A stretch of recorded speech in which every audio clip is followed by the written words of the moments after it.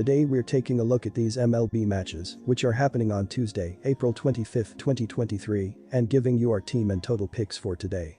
Welcome back to High Stakes. Before we dive into our video, don't forget to subscribe and to push the notification bell so you don't miss any of our videos. Also check out our Patreon if you want access to our premium picks. Our Patreon is a way for us to help you improve your chances of making more money, and if you are interested in props and parlay picks, check out our new channel High Stakes Props and Parlays, where you can find our player props and parlay picks predictions. You will find the link to our Patreon and to our new channel in the description and comments section below. San Diego Padres vs Chicago Cubs. Chicago enters this game having lost their previous series against the Dodgers, winning only the second game of the season. In their most recent 7-3 loss, Marcus Stroman got the start and the loss for the Cubs, tossing 5 innings and allowing 6 hits that resulted in 5 earned runs. From then on it was a bullpen game for the Cubs, with no relievers posting any holds or blown saves. On the offensive end for the Cubs there wasn't a whole lot of action. There were a couple of multi-hit games, with Cody Bellinger going 2-4 with a run scored and an RBI, while Yan Gomez went 2-4 with a run scored and an RBI, courtesy of the solo bomb he hit in the 5th inning. Other than that, not much else on the offensive side, with Dansby Swanson going 0-4 with 2 Ks as the Cubs dropped the game 7-3 at home. Feeling a bounce-back game here for the Cubbies after dropping their previous series against the Dodgers. The Cubs have a pretty apparent edge on the bump, with them starting Justin Steele, who has a 3-0 record and a cumulative 1.44 ERA and 0.88 WHIP in his first 4 starts. Meanwhile, the Padres give Blake Snell the start, who has been quite literally the opposite, posting a 0-3 record and a cumulative 6.00 ERA and 1.89 WHIP in his first 4 starts.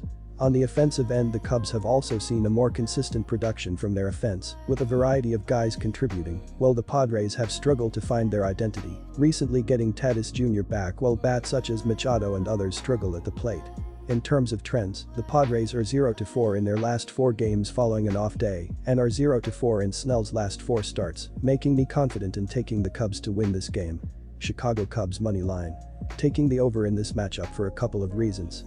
The pitching matchup for this game is solid, with Justin Steele taking the bump for the Cubs, who has had a very good start to the season but has given up at least 2 runs in his past 2 starts.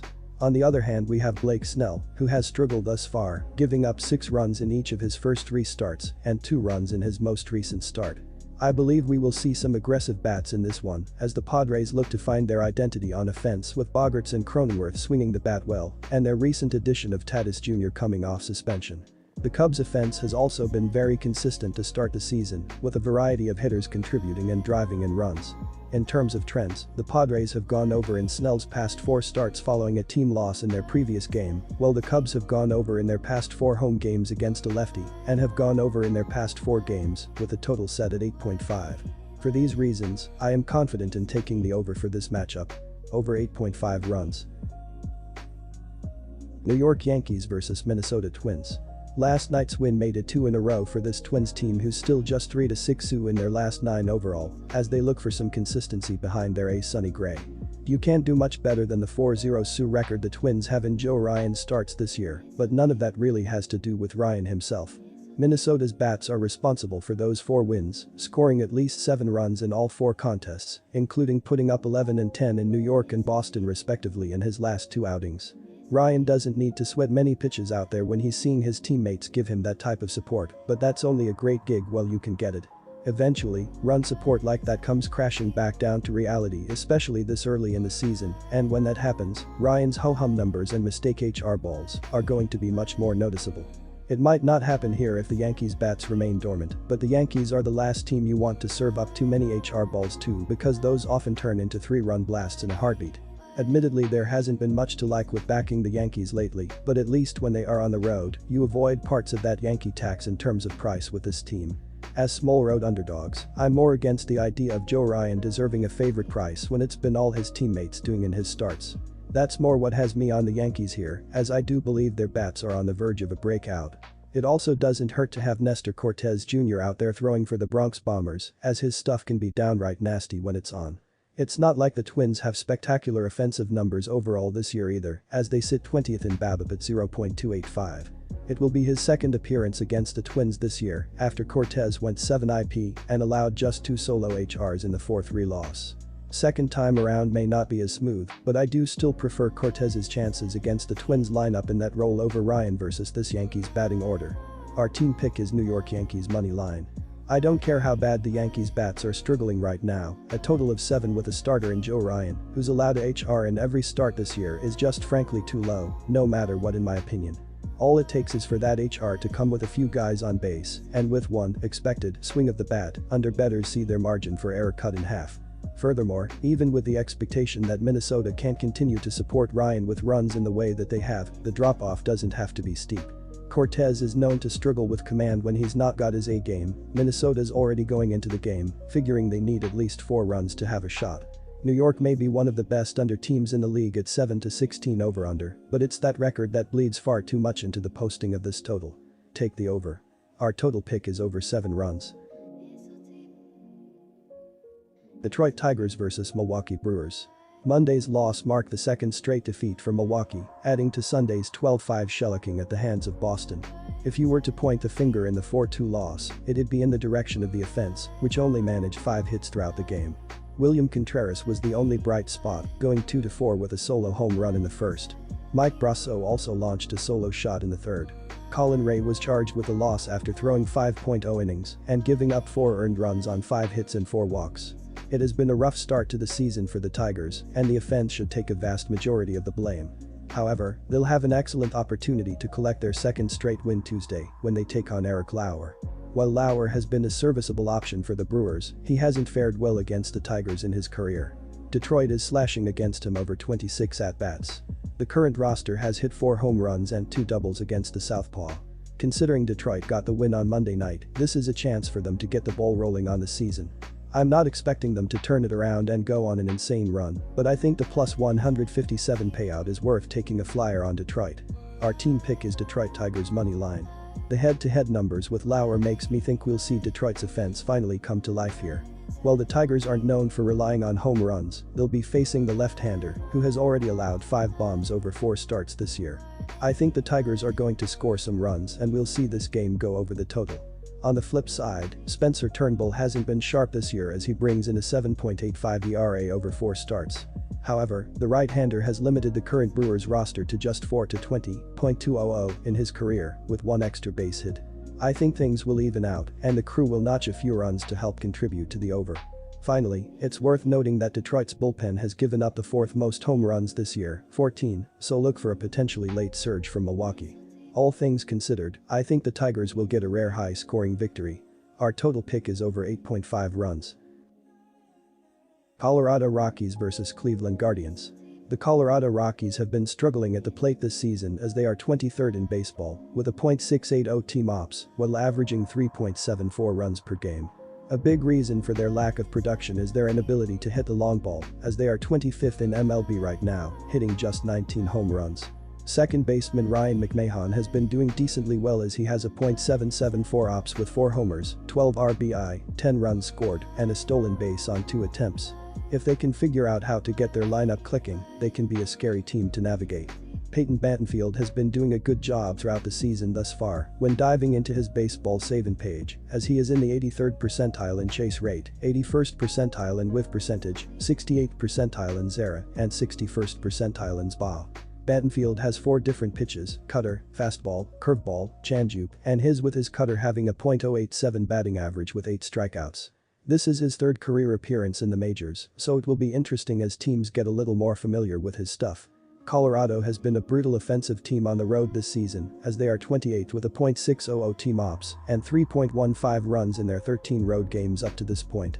The team pitching this season shows a massive difference as well, as the Rockies are 29th in the majors with a 5.57 team ERA, while the Guardians are around league average at 12th with a 3.95 team ERA heading into this matchup.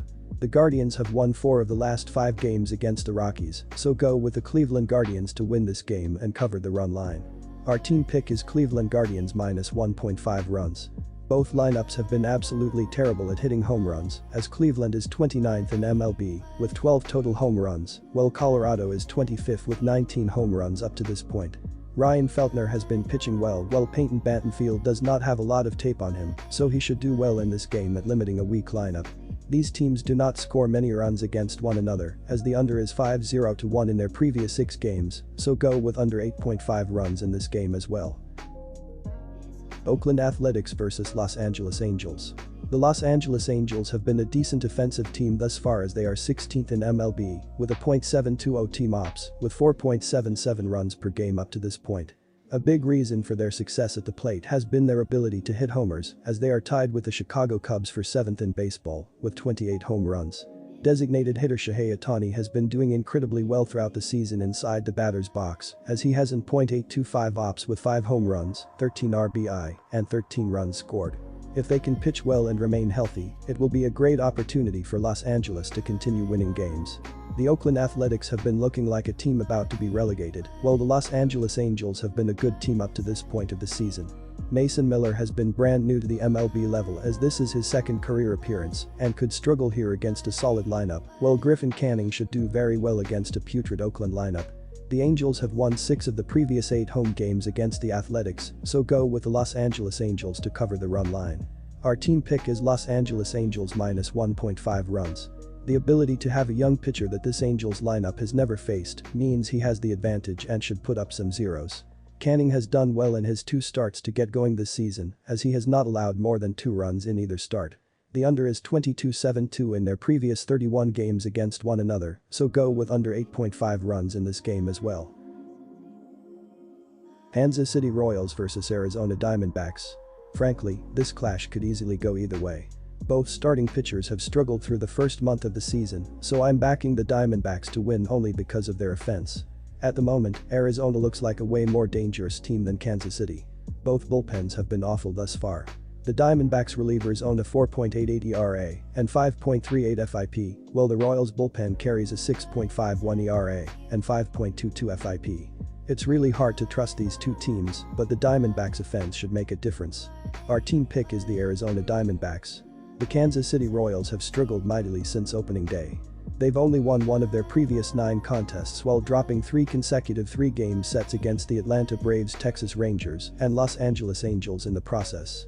Kansas City owns the 3rd lowest scoring offense in the majors, tallying just 3.32 runs per game. The Royals are dead last in the MLB in on-base percentage, .268, and 2nd to last in slugging percentage, .338. They've only slugged 31 doubles and 17 home runs through their first 22 games and 725 at-bats. Our total pick is over. St. Louis Cardinals vs San Francisco Giants. I'm siding with the Giants at home on Tuesday. I think the return of Jock Peterson from a 9-game absence with a wrist injury could be exactly what the Giants need to get hot.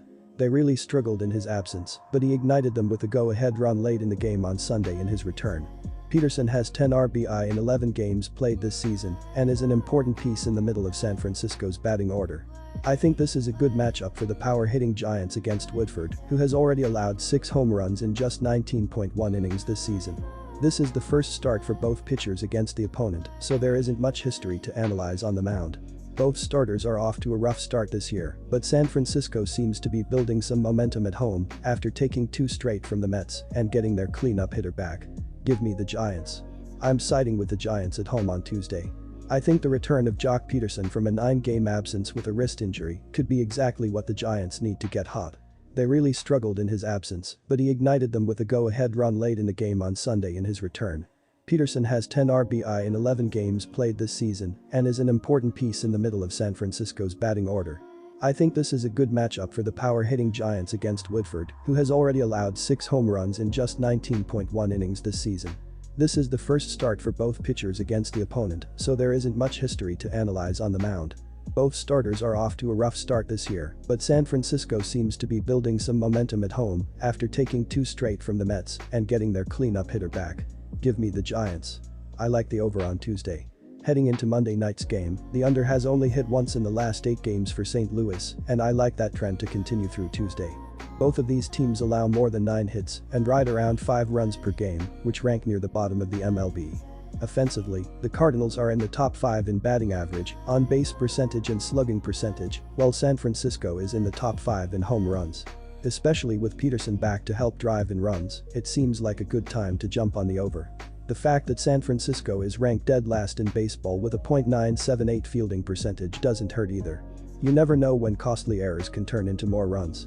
I'm siding with the over.